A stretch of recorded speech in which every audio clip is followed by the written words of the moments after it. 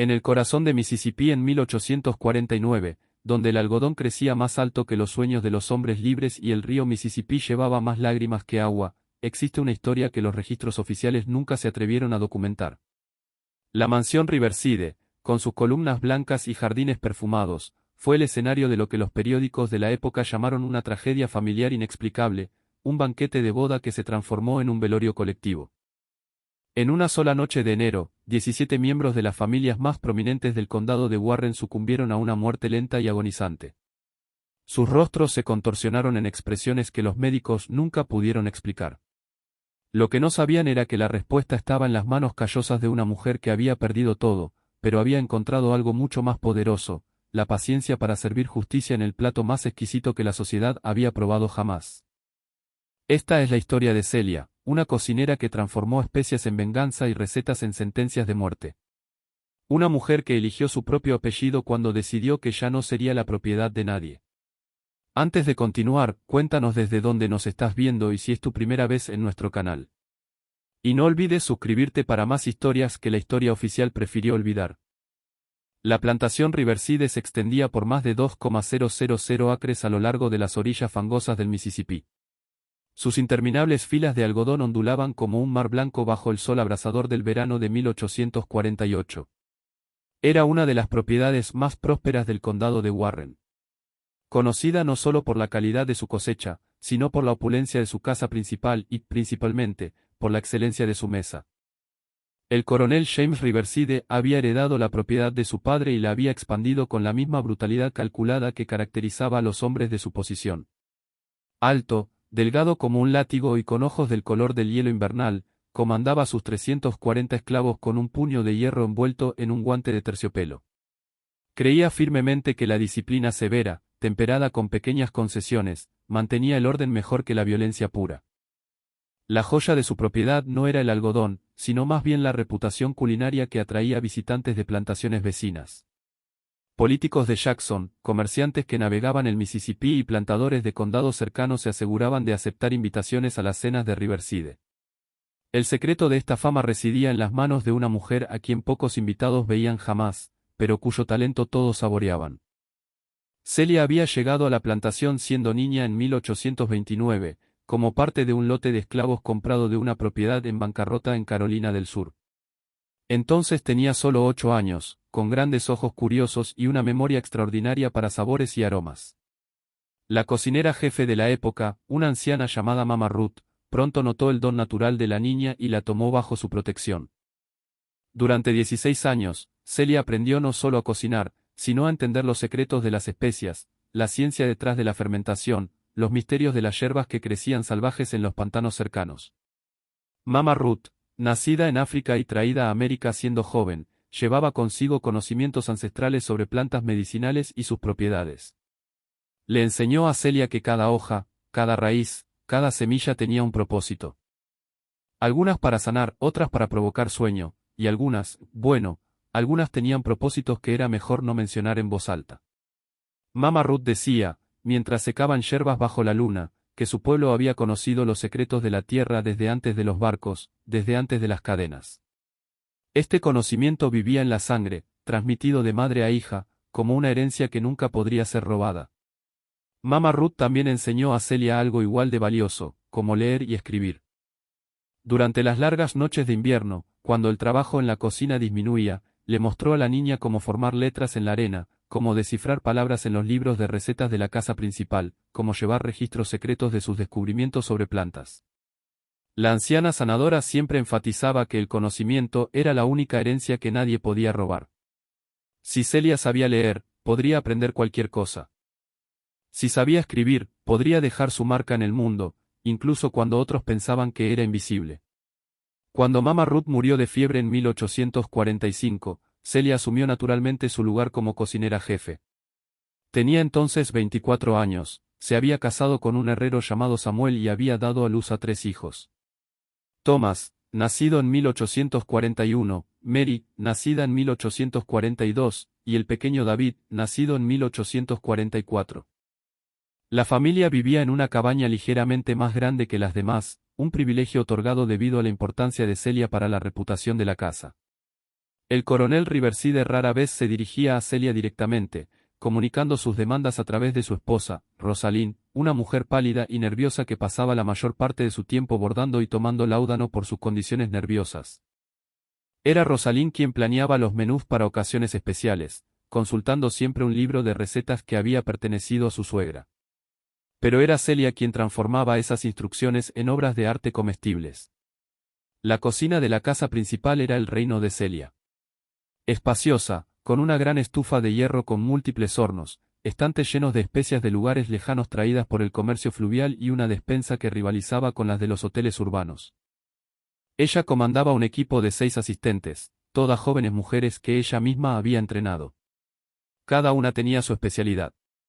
Sara manejaba panes y dulces. Hannah preparaba carnes. Lily era responsable de conservas y encurtidos.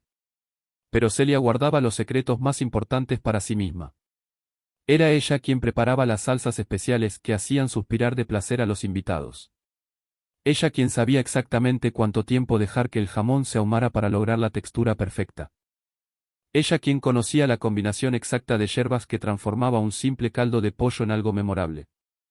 Los hijos de Celia vivían en los cuarteles de esclavos con los demás niños, pero a veces venían a la cocina cuando ella necesitaba vigilarlos mientras trabajaba. Thomas, con 7 años en 1848, ya mostraba interés en aprender el oficio de su padre en la forja y frecuentemente lo acompañaba cuando sus deberes en la cocina lo permitían. Mary, con 6 años, había heredado la curiosidad de su madre por las plantas y a veces la acompañaba cuando Celia recolectaba hierbas cerca de los cuarteles. David, aún pequeño a los 4 años, se contentaba con jugar con muñecas de maíz que Celia le hacía en sus raros momentos libres. La vida en la plantación seguía un ritmo predecible, y dentro de los límites impuestos por la esclavitud, era relativamente estable. Celia había encontrado una manera de proteger a su familia a través de su utilidad indispensable.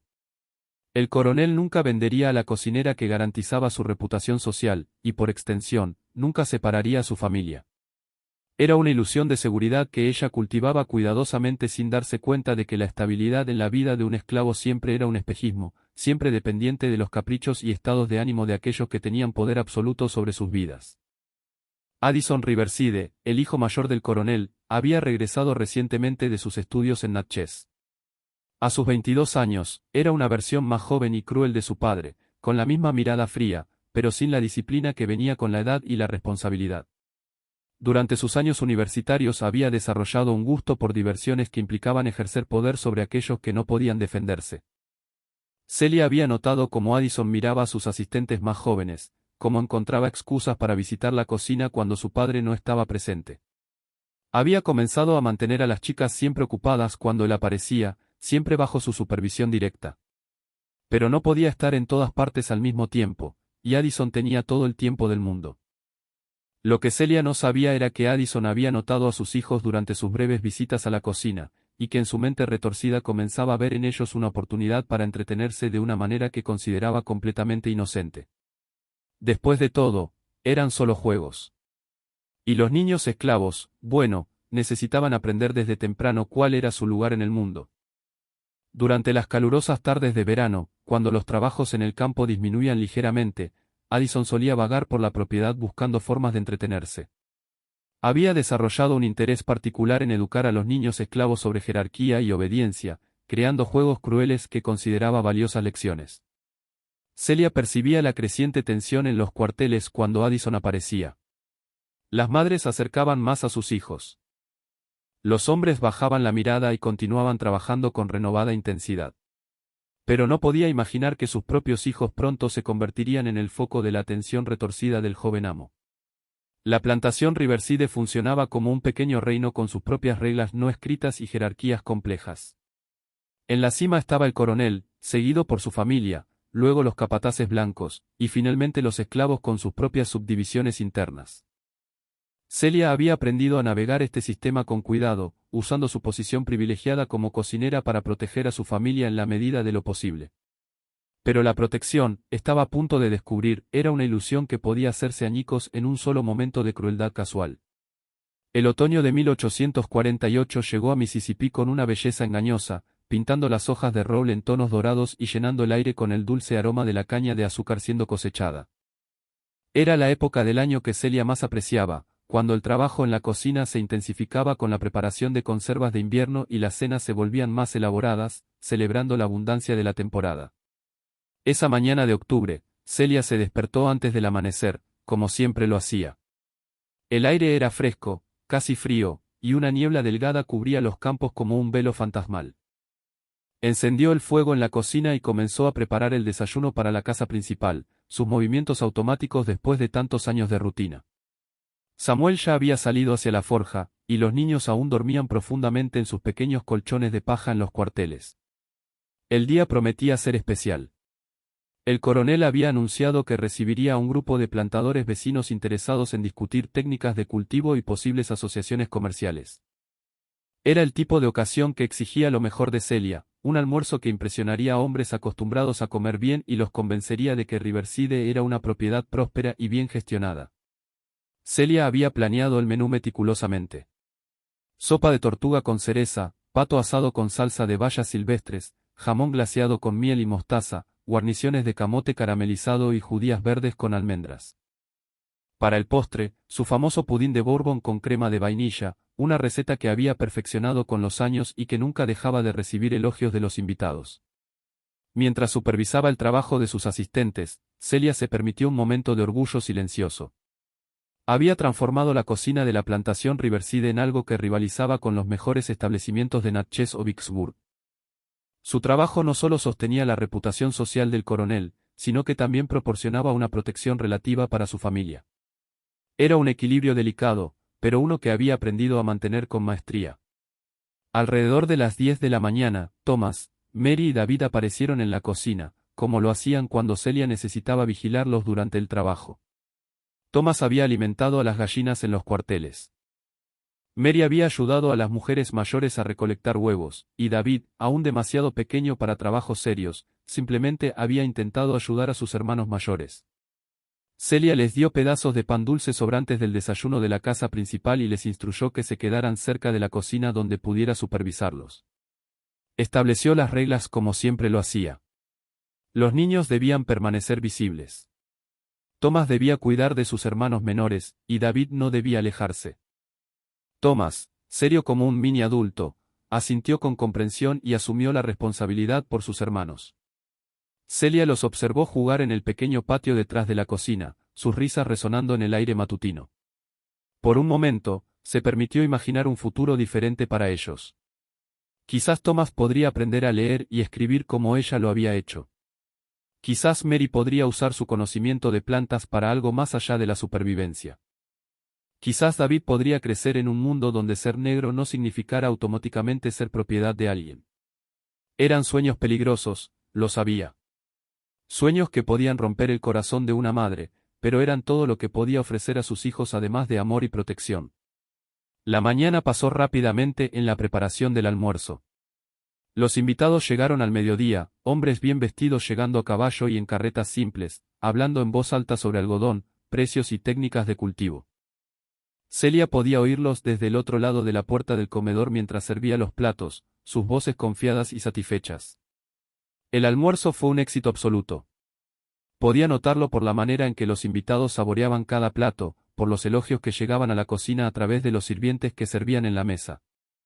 El coronel estaba claramente satisfecho, y Rosalind incluso envió un mensaje de felicitación a través de Sara. Era casi las 3 de la tarde cuando Celia se dio cuenta de que no había visto a los niños desde hacía un tiempo. Normalmente, aparecían en la cocina alrededor del mediodía, pidiendo algo de comer o simplemente para estar cerca de su madre. Su ausencia la dejó ligeramente inquieta, pero se consoló pensando que probablemente estaban jugando en los cuarteles y habían perdido la noción del tiempo. Fue Hannah quien trajo la primera noticia alarmante. Había ido a buscar leña al depósito cerca de los cuarteles y vio humo saliendo del viejo granero, el que ya no se usaba para almacenar heno y estaba en el límite entre los campos de algodón y la zona de esclavos. Hannah llegó corriendo a la cocina, sin aliento, informando sobre la presencia de un humo denso que salía del viejo granero. El corazón de Celia se detuvo por un momento. El viejo granero estaba cerca de los cuarteles donde los niños a veces jugaban cuando no estaban bajo su supervisión directa. Sin pensarlo dos veces, dejó caer la cuchara que estaba usando para revolver la salsa y corrió hacia la puerta. Gritó por encima del hombro a Sara que se encargara de la cocina. Ya corriendo por los campos. El humo era visible a lo lejos, una columna negra y espesa que se alzaba contra el cielo azul de la tarde. Celia corrió como nunca lo había hecho en su vida, su corazón latiendo tan fuerte que podía oírlo en sus oídos. Otros esclavos habían notado el humo y corrían en la misma dirección, llevando cubos de agua de pozos cercanos. Cuando llegó al granero, la estructura ya estaba completamente envuelta en llamas. El calor era intenso, casi insoportable, y el humo negro dificultaba la respiración. Pero fue el sonido lo que la aterró. Gritos ahogados que venían de dentro de la estructura en llamas, voces que reconoció de inmediato. Celia gritó que sus hijos estaban dentro, intentando acercarse a la entrada. Manos fuertes la sostuvieron, impidiéndole correr hacia el infierno. Era Samuel, que había venido corriendo desde la forja al ver el humo. Samuel gritó que ella moriría, luchando por contenerla mientras ella se debatía desesperadamente. Otros hombres intentaron acercarse a la entrada, pero las llamas eran demasiado intensas. La vieja estructura de madera seca ardía como papel, y el tejado ya comenzaba a colapsarse. Los gritos desde el interior se debilitaron, luego cesaron por completo. Celia dejó de luchar y cayó de rodillas en la tierra. Un sonido salió de su garganta que no era del todo un grito ni del todo un gemido, sino algo más primitivo, más profundo. Era el sonido de un alma partiéndose en dos. Tomó casi 2 horas extinguir el fuego por completo. Cuando finalmente pudieron entrar en las ruinas humeantes, encontraron los 3 pequeños cuerpos abrazados en una esquina donde habían intentado esconderse de las llamas. Thomas había intentado proteger a sus hermanos menores con su propio cuerpo, pero no había sido suficiente. Lo que se descubrió después fue que la puerta del granero había sido cerrada con llave desde el exterior. Alguien había atrapado a los niños dentro antes de prender fuego a la estructura. Pero, ¿quién y por qué? Addison Riverside apareció en la escena del incendio aproximadamente 1 hora después, afirmando que había estado cabalgando en los campos lejanos y solo vio el humo al regresar a la casa. Expresó sus condolencias al coronel por la pérdida de una propiedad valiosa y sugirió que probablemente había sido un accidente. Niños jugando con cerillas, quizás, pero Lily, una de las asistentes más jóvenes de la cocina, había visto a Addison cerca del granero esa mañana. Había ido a recolectar yerbas silvestres cerca de los cuarteles y lo vio hablando con los niños, riéndose de algo que Thomas había dicho. Cuando le contó esto a Celia 3 días después del funeral, sus palabras fueron como una segunda muerte. Lily reveló que Addison había estado jugando con los niños, mencionando que conocía un nuevo juego que les gustaría. Les había instruido que entraran al granero, prometiendo ir por una sorpresa para ellos. Celia no dijo nada. Solo asintió y continuó pelando papas para la cena. Pero algo dentro de ella había cambiado en ese momento. Algo había muerto junto con sus hijos, y algo nuevo había nacido en su lugar. Esa noche, sola en su cabaña vacía, Celia tomó una decisión. Ya no sería solo Celia, la cocinera de la plantación Riverside. A partir de ese momento, sería Celia Washington. Había elegido el apellido del primer presidente, el hombre que había luchado por la libertad de su nación. Y ella también lucharía por su propia libertad, no la libertad de huir. Eso sería demasiado fácil, demasiado rápido. Quería la libertad que venía con la justicia, la libertad que solo llegaría cuando aquellos que le habían quitado todo pagaran el precio completo. Celia Washington comenzó a planear. Durante los días que siguieron al funeral, mantuvo su rutina normal en la cocina. Pero por la noche, cuando todos dormían, salía silenciosamente de su cabaña y caminaba hasta el lugar donde sus hijos habían muerto. Allí, de rodillas entre las ruinas aún humeantes, hizo promesas que ningún oído humano escuchó. Susurró a la tierra ennegrecida sobre Thomas, Mary y David, prometiendo que no olvidaría y que haría que todos pagaran. Y en las noches sin luna, cuando la oscuridad era más profunda, comenzó a recolectar las plantas que Mama Ruth le había enseñado a reconocer. Plantas que crecían solo en lugares donde la muerte había tocado la tierra. Plantas que llevaban en sus raíces y hojas los secretos más oscuros de la naturaleza. No olvides suscribirte al canal para seguir el desarrollo de esta historia que cambió para siempre una plantación en Mississippi. Los meses que siguieron a la muerte de los niños transformaron a Celia de maneras que nadie en la plantación Riverside podía comprender completamente. Externamente, continuó siendo la misma cocinera eficiente de siempre, quizás incluso más meticulosa, más dedicada a los detalles, pero quienes la conocían bien notaron cambios sutiles que los dejaban inquietos. Samuel fue el primero en notarlo. Su esposa se había vuelto silenciosa de una manera diferente. No era solo dolor. Era algo más profundo, más calculado. Pasaba horas despierta durante la noche, sentada junto a la ventana de su cabaña, mirando hacia la casa principal con una expresión que él no podía descifrar. Cuando intentaba hablar del futuro, de quizás intentar tener otros hijos, ella respondía como si hablara un idioma extranjero. Celia había dejado claro que no había futuro en su mente, solo el presente, y el presente era todo lo que importaba. En la cocina, Celia había comenzado a hacer cambios sutiles. Insistía en preparar personalmente todos los platos que iban a la mesa de la familia Riverside, no permitiendo que ninguna de sus asistentes tocara la comida después de que ella terminaba los condimentos finales. Dijo que era para mantener la calidad, pero Hannah notó que había comenzado a guardar ciertas hierbas y especias en un armario cerrado con llave, al que solo ella tenía acceso. Cuando le preguntaron sobre estas hierbas desconocidas, Celia simplemente explicó que eran ingredientes especiales reservados para ocasiones especiales. Lo que Hannah no sabía era que Celia había comenzado a hacer expediciones nocturnas a los pantanos que rodeaban la plantación. Usando el conocimiento que Mama Ruth le había transmitido, recolectaba plantas que crecían solo en suelos específicos bajo condiciones particulares, hongos que brotaban en troncos podridos, enredaderas que se enredaban alrededor de árboles muertos, raíces que solo podían cosecharse durante el otoño y principios de invierno. Mama Ruth le había enseñado sobre estas plantas cuando era joven, pero siempre con severas advertencias. Había dicho que algunas eran para curar dolores que los médicos blancos no sabían cómo tratar, mostrando algunas hojas secas, y otras, bueno, otras eran para cuando la curación ya no era posible, cuando solo quedaba justicia. Celia ahora entendía perfectamente lo que la anciana sanadora había querido decir. Durante el invierno de 1848, experimentó dosis pequeñas, casi imperceptibles, añadidas a la comida de Addison Riverside. Nada que pudiera matarlo. Aún no. Solo lo suficiente para causarle molestias, para hacerle cuestionar su propia salud. Dolores estomacales inexplicables, náuseas que iban y venían sin razón aparente, noches de insomnio seguidas por días de fatiga extrema. Addison comenzó a quejarse de su salud con creciente frecuencia. Consultó a médicos en Vicksburg y hasta en Natchez, pero ninguno pudo encontrar una causa para sus síntomas. Algunos sugirieron que podría ser estrés.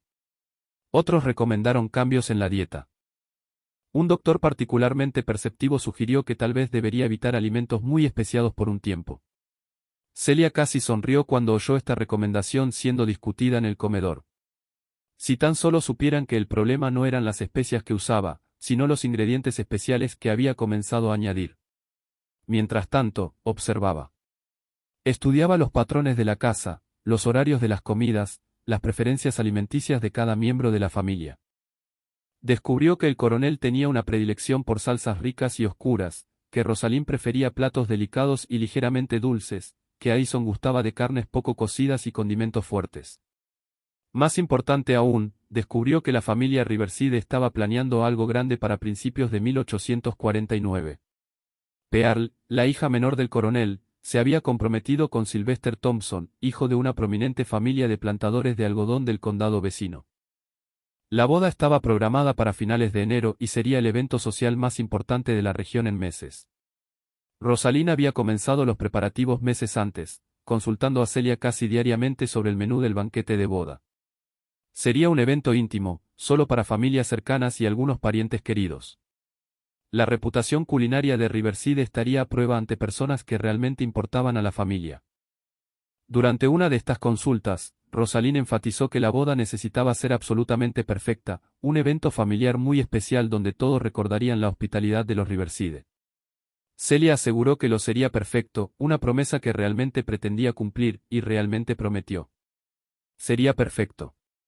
Perfectamente planeado, perfectamente ejecutado, perfectamente final. Durante las largas noches de invierno, Celia comenzó a elaborar su plan. No se trataría solo de envenenar la comida. Eso sería demasiado simple, demasiado obvio. Quería algo más sutil, más artístico. Quería que cada persona presente en el banquete recibiera exactamente lo que merecía en la medida exacta de sus pecados. Comenzó a investigar quién estaría presente en la boda. A través de conversaciones que escuchaba en la casa principal, cartas que veía siendo escritas, preparativos que observaba, construyó un mapa mental de quién estaría presente esa noche. La familia Riverside completa, el coronel, Rosalind, Addison, Pearl y su hermano menor Charles. La familia Thompson, los padres de Sylvester, sus dos hermanos y una hermana. Algunos tíos cercanos y primos de ambas familias. 17 personas en total. 17 vidas que habían beneficiado directa o indirectamente del sistema que había matado a sus hijos. 17 personas que nunca habían cuestionado el derecho a poseer a otros seres humanos, a separar familias, a tratar a los niños como propiedad. Cada nombre que descubría se añadía a su lista mental. Y para cada nombre, comenzó a planear un destino específico. El coronel Riverside, quien había permitido que su hijo matara a 3 niños inocentes y luego encubrió el crimen, recibiría el plato principal literal y figurativamente. Addison, el asesino directo, tendría una muerte más lenta y dolorosa. Rosalind, que había vivido toda su vida beneficiándose del sufrimiento de otros sin jamás cuestionarlo, moriría confundida y asustada sin entender qué estaba pasando. Y los demás, los demás recibirían una lección sobre los verdaderos costos de su prosperidad. Celia pasó el resto del invierno perfeccionando sus recetas. No solo las culinarias, sino las otras, aquellas que Mama Ruth le había enseñado en secreto, aquellas que había aprendido sola a través de cuidadosa experimentación y prueba y error. Probó dosis, estudió efectos, calculó tiempos de acción. Un descubrimiento particularmente importante fue que podía preparar platos especiales para los pocos niños que estarían presentes, los hijos pequeños de los Thompson. Recibirían comida completamente diferente, gachas dulces y leche tibia que los harían dormir profundamente durante el banquete. Celia no tenía interés en dañar a inocentes. Su justicia era precisa, dirigida solo a aquellos que cargaban con culpa. Durante sus expediciones nocturnas a los pantanos, también recolectó plantas con propiedades sedantes leves. Los niños dormirían plácidamente mientras los adultos pagaban por los pecados de su familia. Cuando la primavera llegó a Mississippi en 1849, Celia Washington estaba lista. Se había transformado de una cocinera afligida en algo mucho más peligroso. Una mujer con un plan, conocimiento y, lo más importante, nada que perder. La boda de Pearl Riverside sería recordada por generaciones, pero no por las razones que la familia esperaba. En sus últimas semanas de preparación, Celia comenzó a dejar pequeñas señales de su transformación. Escribió en su cuaderno secreto, el mismo donde Mama Ruth le había enseñado las primeras letras, no solo recetas, sino reflexiones sobre la justicia, sobre el precio del silencio, sobre lo que sucede cuando la paciencia finalmente se agota. Escribió una noche a la luz de una vela que ellos pensaban que eran invisibles, que no veían, no recordaban, no sentían, pero eran la memoria viva de todos sus pecados. Y la memoria, cuando finalmente habla, tiene una voz que resuena a través de los siglos. Samuel notó que había comenzado a usar el apellido Washington al firmar sus notas.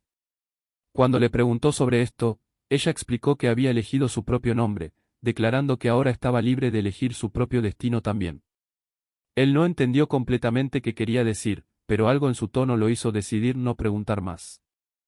La mañana del 27 de enero de 1849 amaneció clara y fría en Mississippi, con una delgada capa de escarcha cubriendo los campos de algodón como azúcar glas sobre un pastel. Era el día de la boda de Pearl Riverside, y la plantación había estado llena de actividad desde antes del amanecer. Celia se había despertado a las 3 de la mañana, como lo había planeado durante meses. No por nerviosismo ni ansiedad, sino porque tenía mucho trabajo por delante, el tipo de trabajo que requería precisión absoluta, un tiempo perfecto, sobre todo, una calma que había cultivado durante los largos meses de preparación. La cocina de la casa principal se había transformado en un centro de operaciones militar. 3 hornos funcionaban simultáneamente. Ollas enormes burbujeaban sobre el fuego, y sus 5 asistentes se movían en una coreografía ensayada, cada una responsable de aspectos específicos del banquete. Pero Celia mantenía el control absoluto sobre los elementos más importantes, los condimentos, las salsas y, especialmente, los toques finales de cada plato. El menú había sido planeado con la meticulosidad de un general preparando una batalla.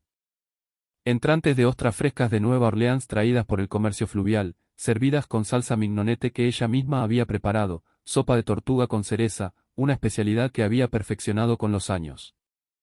El plato principal sería un cerdo asado entero glaseado con miel y mostaza acompañado de jamón ahumado, pato asado con salsa de cereza y una variedad de guarniciones que harían que los invitados recordaran este banquete por el resto de sus vidas, que, como Celia sabía, no sería muy largo.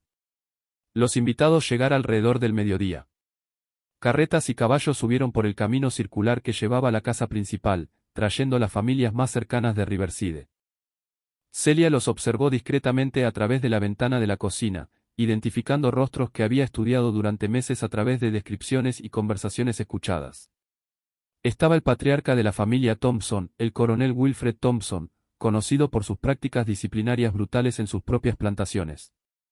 A su lado, su esposa, Matilda, famosa por separar familias esclavas como estrategia para evitar lazos excesivos. Los dos hijos mayores de los Thompson, Ceci y Randolph, ambos siguiendo los crueles pasos de su padre. La hija menor, Janete, que a pesar de su juventud ya demostraba el mismo desprecio por los esclavos que caracterizaba a su familia. 17 invitados en total, cada uno cargando su propia culpa, sus propios pecados contra la humanidad, y Celia había preparado algo especial para cada uno de ellos. La ceremonia de boda se llevó a cabo en el jardín de la casa principal bajo un pabellón decorado con flores blancas y cintas de seda. Pearl estaba radiante en su vestido de encaje importado de Charleston, y Sylvester Thompson lucía adecuadamente nervioso junto al altar improvisado. El reverendo Matthews, un hombre corpulento que servía a varias plantaciones de la región, condujo la ceremonia con su voz habitual y resonante. Celia observaba todo desde la ventana de la cocina mientras supervisaba los preparativos finales. Había algo casi surrealista en ver toda esa celebración de felicidad y amor, sabiendo lo que vendría. Pero no sentía remordimiento, solo una satisfacción fría y calculada. Cuando la ceremonia terminó y los invitados se dirigieron al comedor, Celia hizo una señal casi imperceptible a sus asistentes. Era hora de servir.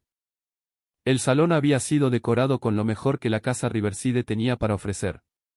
Los cristales reflejaban la luz de docenas de velas. La plata familiar brillaba sobre el mantel de lino blanco y elaborados arreglos florales perfumaban el aire. Los invitados tomaron sus lugares en una mesa ovalada que dominaba el ambiente, con los recién casados en el centro y las familias más importantes en posiciones de honor. Antes del banquete principal, Celia había preparado algo especial para los 3 niños presentes, 2 hijos pequeños de los Thompson y una sobrina de Riverside. Sirvió personalmente gachas dulces sazonadas con miel y especias suaves, más leche tibia con vainilla. Los niños saborearon las delicias y en minutos bostezar. Sus madres, pensando que era solo el cansancio natural por la emoción del día, los llevaron a descansar a una de las habitaciones superiores. Celia había calculado perfectamente. Los niños dormirían profundamente durante horas, protegidos de lo que vendría. El primer plato se sirvió sin incidentes. Las ostras fueron recibidas con aprobación general, y Celia notó con satisfacción que incluso los invitados más exigentes parecían impresionados. Había usado solo un toque muy ligero de sus ingredientes especiales en este plato, justo lo suficiente para iniciar el proceso, para preparar los sistemas digestivos de los invitados para lo que vendría. La sopa de tortuga fue un éxito aún mayor. El coronel Riverside se puso de pie para hacer un brindis, elogiando públicamente la habilidad de su cocinera y provocando una ronda de aplausos de los invitados. Celia, observando discretamente a través de la puerta entreabierta de la cocina, se permitió una pequeña sonrisa fría. Fue durante el plato principal que las cosas comenzaron a ponerse interesantes. Celia había pasado semanas calculando dosis mediante prueba y error para cada persona. El coronel Wilfred Thompson, por ejemplo, recibió una generosa porción del cerdo asado, sazonado con una combinación especial de hierbas que había recolectado durante el otoño y principios de invierno. El efecto sería gradual pero inexorable. Primero, una sensación de calor, luego náuseas crecientes, seguidas de convulsiones y finalmente parálisis respiratoria. Para Matilda Thompson, que tenía la costumbre de separar familias esclavas, Celia había preparado algo más poético. Su plato contenía una dosis cuidadosamente calculada de una toxina que causaría terribles alucinaciones antes de la muerte. Vería a sus propias víctimas regresar para atormentarla, sentiría la desesperación de las familias que había separado. Los hijos de los Thompson recibieron platos que contenían sustancias que atacarían sus sistemas nerviosos, causando una pérdida gradual de coordinación motora, seguida de parálisis. Sentirían sus cuerpos fallando lentamente, como habían fallado en proteger a aquellos bajo su poder. Y Addison recibió un tratamiento especial. Celia había reservado para él una combinación de 3 toxinas diferentes, cada una activándose en momentos distintos. Primero vendría un dolor abdominal intenso, luego pérdida de coordinación motora y finalmente una parálisis que lo dejaría consciente pero incapaz de moverse mientras su cuerpo se detenía lentamente. El banquete prosiguió durante casi 2 horas con los invitados saboreando cada plato y elogiando efusivamente la calidad de la comida. Hubo brindis por los recién casados, discursos sobre la prosperidad familiar, conversaciones animadas sobre política y negocios. La atmósfera era de celebración genuina y contentamiento. Fue alrededor de las 9 de la noche que los primeros síntomas aparecer. El coronel Thompson fue el primero en quejarse de un malestar repentino. Acababa de terminar un discurso sobre la importancia de mantener la disciplina en las plantaciones cuando palideció de repente y se llevó la mano al estómago. Su esposa, sentada a su lado, le preguntó si estaba bien, pero antes de que pudiera responder, ella misma comenzó a sentir una sensación de ardor en la garganta. En minutos, el elegante salón se transformó en una escena de caos. Los invitados levantarse abruptamente de sus sillas, algunos corriendo afuera en busca de aire fresco, otros doblándose de dolor sobre la mesa. El sonido de las conversaciones animadas fue reemplazado por gemidos de agonía y gritos de pánico. Addison Riverside intentó ponerse de pie para ayudar a los invitados, pero sus piernas no le obedecieron. Miró hacia abajo, confundido, tratando de entender por qué su cuerpo no respondía a sus órdenes. Fue entonces que sus ojos se encontraron con los de Celia, quien había aparecido en la puerta de la cocina para observar los resultados de su trabajo. Por un momento se miraron a través del salón caótico, y en ese momento Addison comprendió. Sus ojos se abrieron de terror cuando llegó la comprensión, pero ya era demasiado tarde. Su boca se abrió como si fuera a gritar, pero no salió ningún sonido. Celia lo observó por unos segundos más, luego se dio la vuelta con calma y regresó a la cocina. Tenía trabajo que hacer, platos que lavar, evidencia que destruir, una fuga que ejecutar. Pero primero, tenía una última tarea. Sacó de su bolsillo del delantal un pequeño pedazo de papel donde había escrito un mensaje con su mejor caligrafía. Colocó el papel sobre la mesa de la cocina, claramente visible, y salió por la puerta trasera. El mensaje simplemente decía: para Thomas, Mary y David, se ha servido justicia. Celia Washington. Cuando los primeros vecinos y el doctor local llegaron a la plantación Riverside la mañana siguiente, encontraron 17 cuerpos esparcidos por el salón comedor, algunos aún sentados en sus sillas, otros caídos en el suelo en posiciones grotescas. No hubo sobrevivientes adultos. Los 3 niños fueron encontrados durmiendo profundamente en la habitación superior, completamente ilesos y sin memoria de lo que había pasado durante la noche. Y Celia Washington había desaparecido en la oscuridad, llevándose consigo solo la ropa que llevaba puesta y la satisfacción de que finalmente se había servido justicia. El descubrimiento de la carnicería en la plantación Riverside envió ondas de choque por todo el sur. 17 de los ciudadanos más prominentes de Mississippi muertos en una sola noche durante lo que debería haber sido una celebración de unión y prosperidad. Periódicos en Jackson, Natchez y hasta en ciudades lejanas como Charleston y Richmond dedicaron páginas enteras a lo que rápidamente se conoció como la masacre de la boda de Riverside. Las autoridades llegaron a la plantación la mañana del 28 de enero, alertadas por Samuel, quien había encontrado la puerta principal de la casa abierta y un silencio antinatural viniendo del interior. El sheriff del condado de Warren, un hombre llamado Patrick Lambert, describiría más tarde la escena como algo sacado de las peores pesadillas de Dante. Los cuerpos estaban esparcidos por el elegante salón comedor en posiciones que sugerían una agonía extrema. Algunos habían intentado huir, siendo encontrados cerca de puertas y ventanas. Otros habían caído sobre la mesa, sus rostros contorsionados en expresiones de dolor insoportable. Lo más perturbador era que muchos aún tenían los ojos abiertos, como si hubieran permanecido conscientes hasta el final. Addison Riverside fue encontrado en su silla, el cuerpo rígido, pero los ojos aún brillando con terror. El doctor que examinó los cuerpos comentó más tarde que nunca había visto una expresión de miedo tan intensa, preservada en la muerte. Era como si Addison hubiera entendido exactamente qué estaba pasando y por qué, pero no había podido hacer nada para detenerlo. La investigación inicial se centró en la posibilidad de un envenenamiento masivo, una conclusión obvia dado el contexto, pero determinar el agente específico resultó más desafiante. Los médicos encontraron síntomas variados que nunca habían visto antes, cada víctima presentando signos diferentes de sufrimiento. Era como si cada persona hubiera sido envenenada individualmente con sustancias elegidas específicamente para ellos. Fue cuando encontraron el mensaje en la cocina que la verdadera naturaleza del crimen comenzó a revelarse. Para Thomas, Mary y David, se ha servido justicia. Celia Washington estaba escrito con una caligrafía cuidadosa, las palabras grabándose en las mentes de todos los que las leyeron como una confesión y una declaración de guerra al mismo tiempo. El coronel Riverside, quien había estado de viaje por negocios en Natchez durante la boda y así escapó de la tragedia, regresó inmediatamente al recibir la noticia. Cuando le mostraron el mensaje, su rostro palideció visiblemente. Sabía exactamente quiénes eran Thomas, Mary y David, y comenzó a entender la magnitud de lo que había pasado. El coronel murmuró para sí mismo, cuestionándose cómo una simple cocinera podía haber ejecutado tal plan. Pero Celia no había sido una simple cocinera desde hacía mucho tiempo.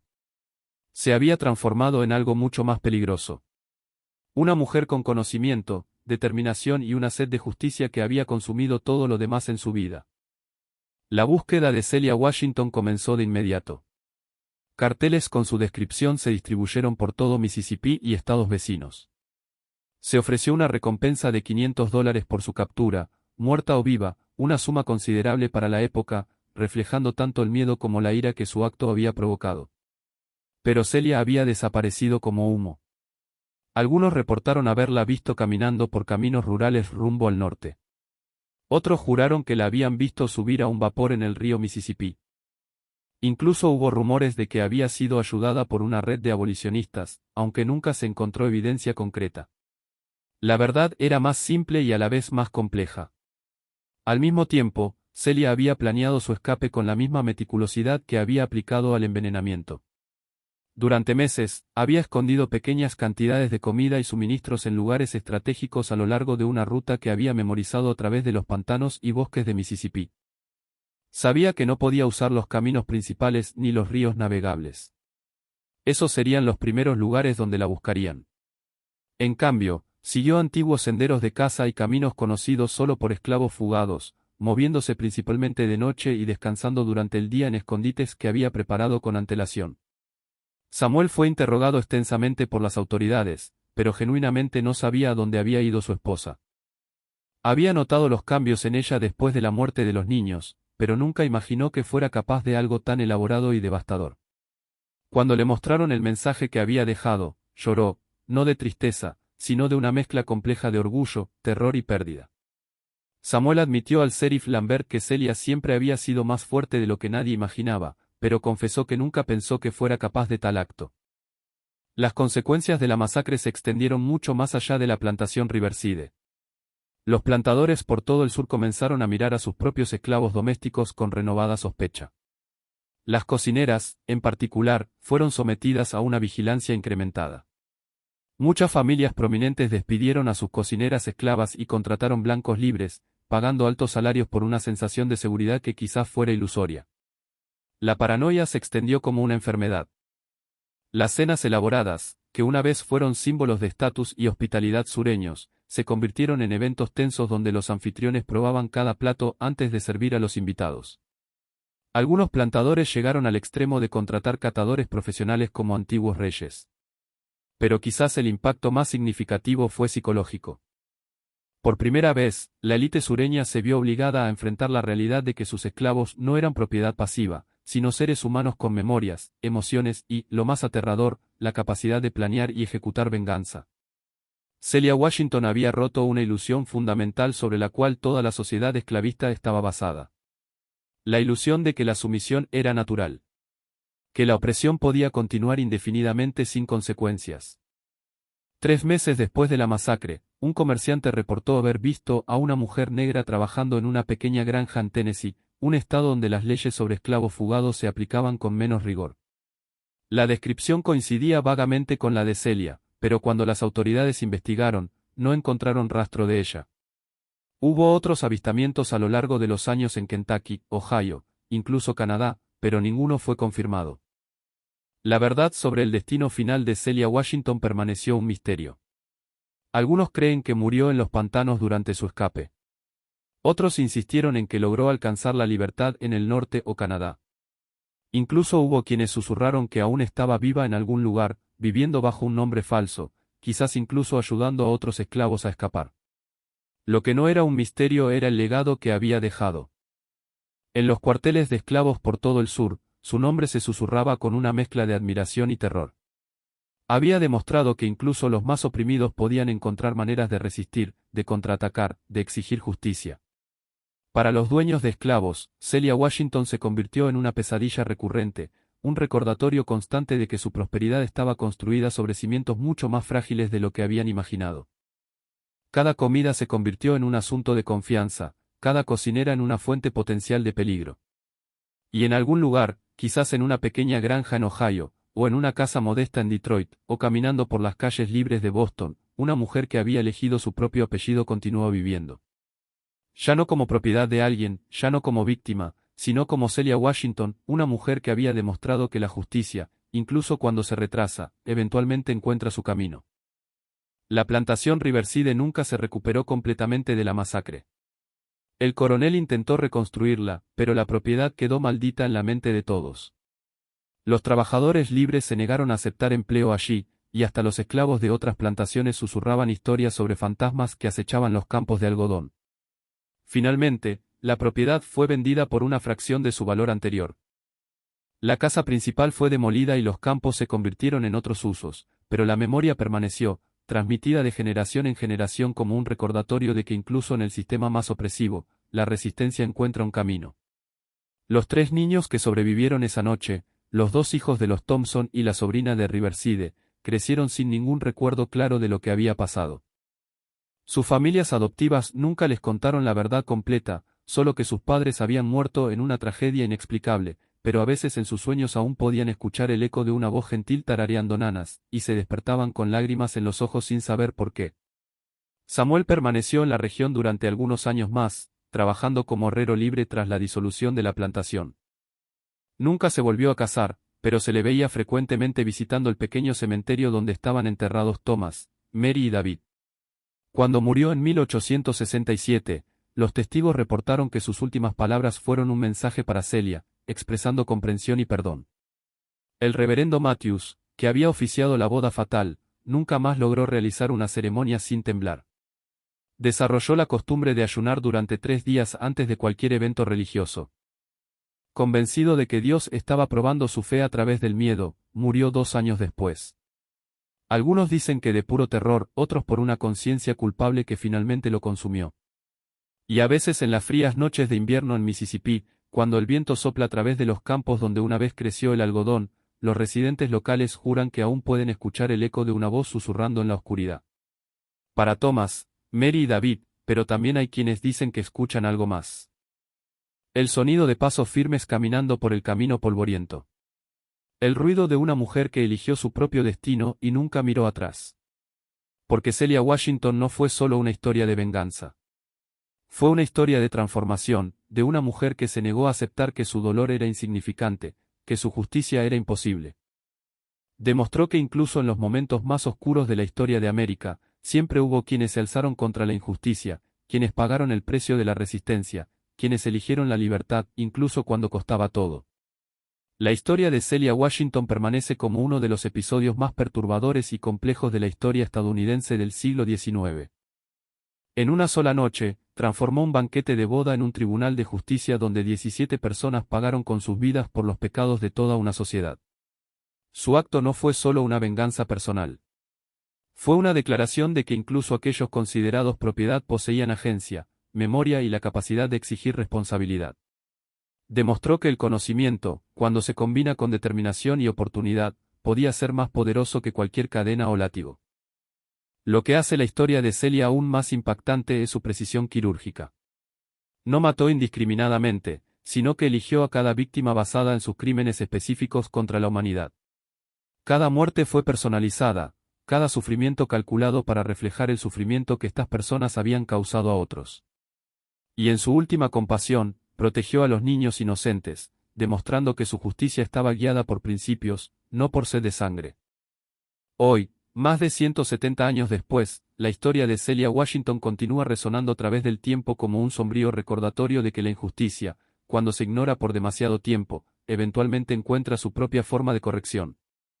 No fue solo una mujer que perdió a sus hijos. Se convirtió en la encarnación de la memoria colectiva de todos aquellos que sufrieron en silencio. Lo más impresionante de su historia no es solo la magnitud de su venganza, sino la paciencia con la que la ejecutó. Durante meses, transformó su dolor en conocimiento, su ira en estrategia, su duelo en determinación. Cada especia que añadió a los platos esa noche fatal llevaba el peso de generaciones de sufrimiento no reconocido. Celia Washington nos obliga a enfrentar preguntas incómodas sobre la justicia, la venganza y el precio de la opresión sistemática. Nos recuerda que detrás de cada sistema de dominación existen seres humanos reales con corazones que pueden romperse y mentes que pueden planear retribución. Su elección de adoptar el apellido Washington no fue accidental. Fue una declaración de independencia personal, una reclamación de su propia identidad en un mundo que la veía solo como propiedad. En ese simple acto de renombrarse, se transformó de víctima en agente de su propia historia. El destino final de Celia permanece un misterio. Y quizás eso sea mejor. Su verdadera victoria no fue escapar de la justicia de los hombres, sino demostrar que la justicia tiene muchas caras, y a veces llega servida en un fino plato de porcelana, sazonada con yerbas que crecen en los oscuros pantanos de Mississippi. La plantación Riverside puede haber sido destruida. Los cuerpos pueden haber sido enterrados, pero la memoria de Celia Washington vive. Se convirtió en más que una persona. Se convirtió en un símbolo, una advertencia, una promesa de que incluso en los sistemas más crueles, la resistencia encuentra un camino. Y quizás en alguna noche fría, cuando el viento sopla a través de los campos vacíos donde una vez creció el algodón, aún puedes escuchar el eco de su voz susurrando en la oscuridad. La justicia puede servirse fría, pero siempre se sirve. Si esta historia tocó algo dentro de ti, es porque la memoria de Celia Washington aún camina entre nosotros, recordándonos que la verdadera libertad a veces requiere un precio que pocos están dispuestos a pagar. Comparte esta historia con alguien que necesite saber que incluso en los momentos más oscuros de la historia, siempre hubo quienes se negaron a aceptar la injusticia en silencio. Si quieres más historias como esta que revelan capítulos olvidados de la historia estadounidense, suscríbete al canal ahora. Dale un me gusta para apoyar este trabajo y cuéntanos en los comentarios, ¿crees que Celia Washington encontró verdadera libertad al final? ¿Fue su justicia legítima o fue solo venganza? La historia no nos da respuestas fáciles, pero nos da Celia Washington, una mujer que decidió que algunas injusticias son demasiado grandes para ser perdonadas y que algunos recuerdos son demasiado poderosos para ser olvidados.